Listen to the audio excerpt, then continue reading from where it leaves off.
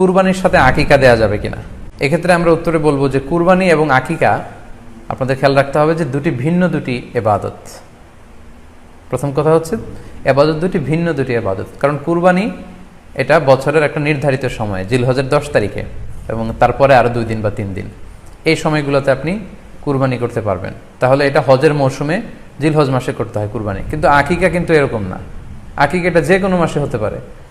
আকিকাটা হচ্ছে নবজাতক সন্তানের ভূমিষ্ঠ হওয়ার পরে শুকরিয়া স্বরূপ আল্লাহর কাছে যে কুরবানিটা করতে হয় সেটাকে আমরা বলি আকিকা। হাদিসে এসেছে আকিকা। তো সেটা হচ্ছে সন্তান কখন ভূমিষ্ঠ হলো সেটার উপর নির্ভর করে। কারো সন্তান রমাদানে হতে পারে, কারো সন্তান জিলহজ মাসেও হতে পারে, শাওয়ালে হতে পারে, রজাবে হতে পারে। আকিকার ক্ষেত্রে আল্লাহ রাসূল সাল্লাল্লাহু আলাইহি ওয়াসাল্লাম বলেছে আনিল গুলামি শাতান ওয়া আনিল জারিয়াতি শাত, অর্থাৎ ছেলে হলে 2টি ছাগল দিয়ে